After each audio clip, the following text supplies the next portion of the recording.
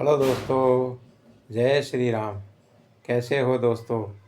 आशा करता हूँ भगवान रामचंद्र जी की कृपा से ठीक होंगे और भगवान रामचंद्र जी की कृपा हमेशा आप लोगों के ऊपर बनी रहे। तो दोस्तों, आप लोग सुन रहे थे राधे श्याम रामायण। और राधे श्याम रामायण में महाराज दशरथ का निधन हो चुका है और जब नाना के यहाँ से भरत शत्रुघ्न आए तो प्रजा ने बात भी नहीं करी और प्रजा ने सारी बात फिर बता दी कि आपकी माता ने राम जी को 14 वर्षों का वनवास और आपके लिए राज तिलक मांगा है, इसलिए महाराज दशरथ स्वर्ग को सिधार गए। तो भरत जी को बहुत बुरा लगा और सीधे महलों की ओर जाते हैं और वहाँ जाके देखते हैं कि माँ आरती लेके खड़ी हुई है स्वागत के लिए और शत्रुघ्न और भाई भरत दोनों ही ये नज़ारा देखते हैं और जैसे ही आरती उतारने लगती हैं माँ, तो तुरंत ही थाली को फेंक देते हैं और कहते हैं माँ, तुमसे हमें बात नहीं करनी है।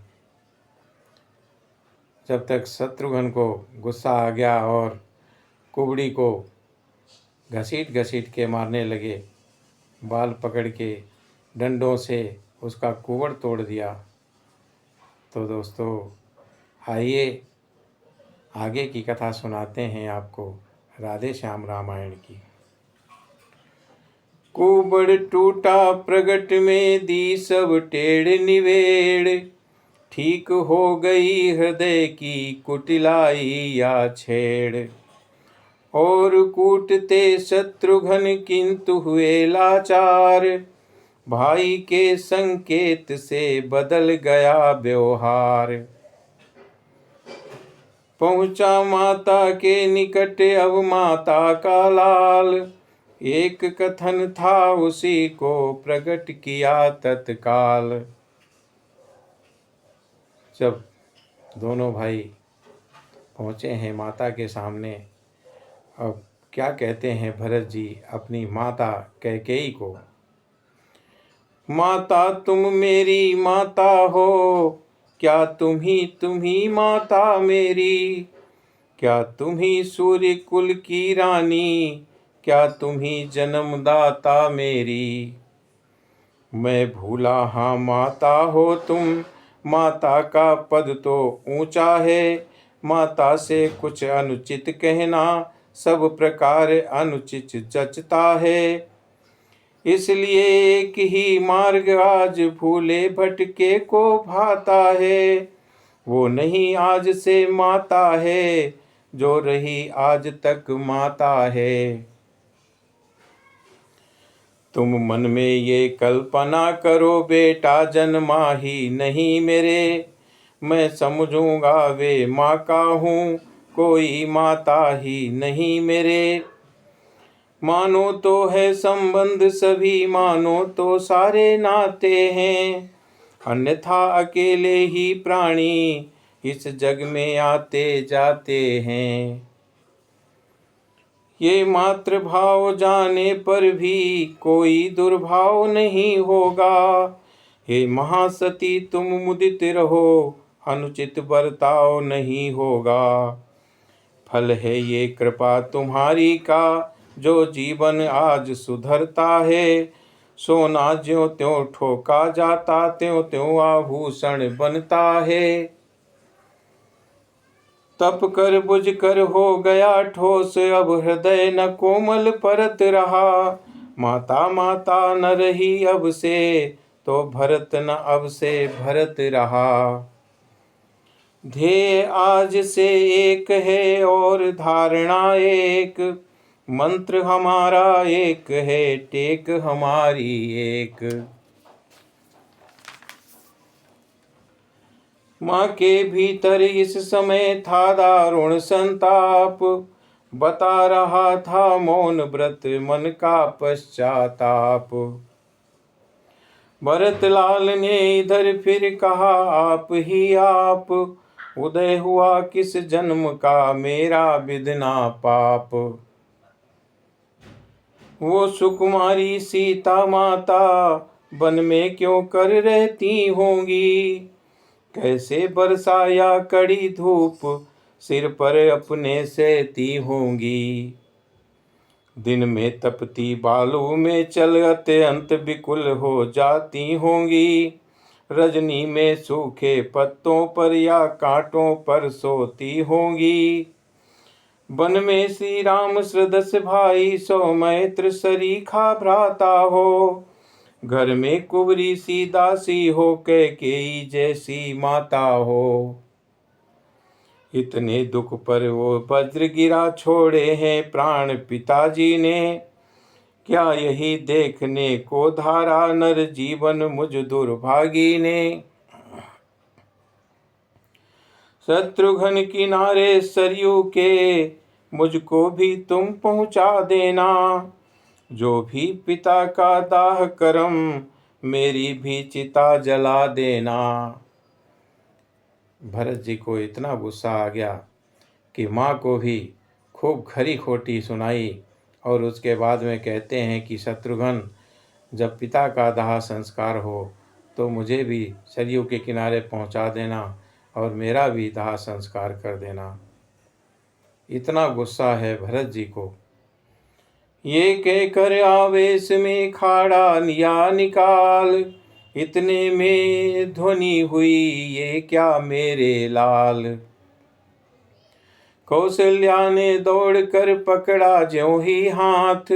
कैकेयी ने भीत में मारा अपना माथ। जब भरत जी ने तलवार निकाल ली अपने आप को खत्म करने के लिए, तो कौशल्या जी दौड़ी और उनकी तलवार पकड़ ली और माता कैकेयी ने दीवार पे अपना सिर मारा। बहुत बेचारी कैकेयी भी पछता रही है।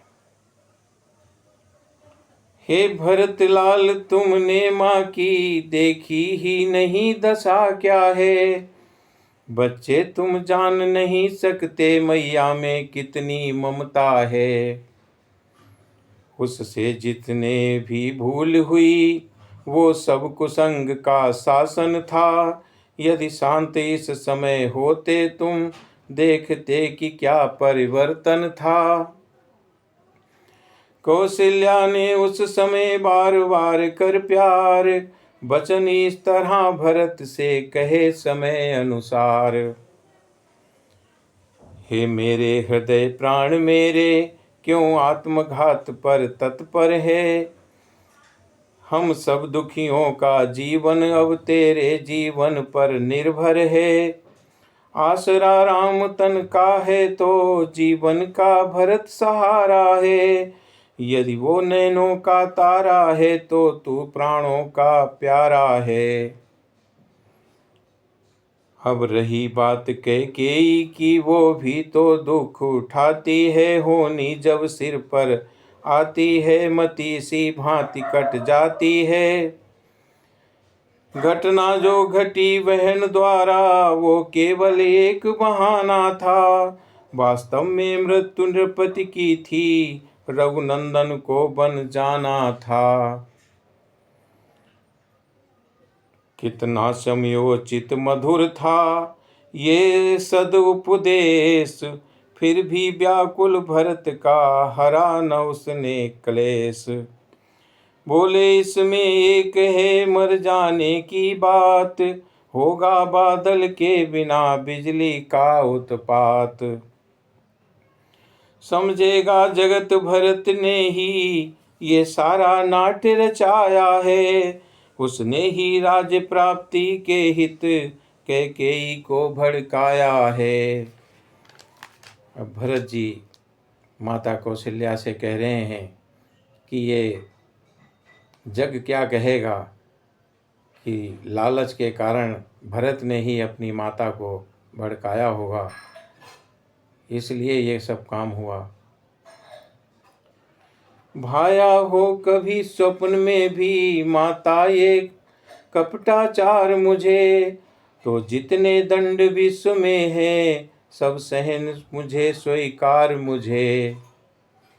गोवध गुरुवध या प्राण ब्राह्मण वध, इन सब का मुझ पर पातक हो। यदि इसमें मेरा समस्त हो, यदि इसका मुझे भान तक हो। सतपथ का बाधक बनने में, गुरुजन की निंदा करने में, होता है जितना घोर पाप पर धन पर द्वारा हरने में।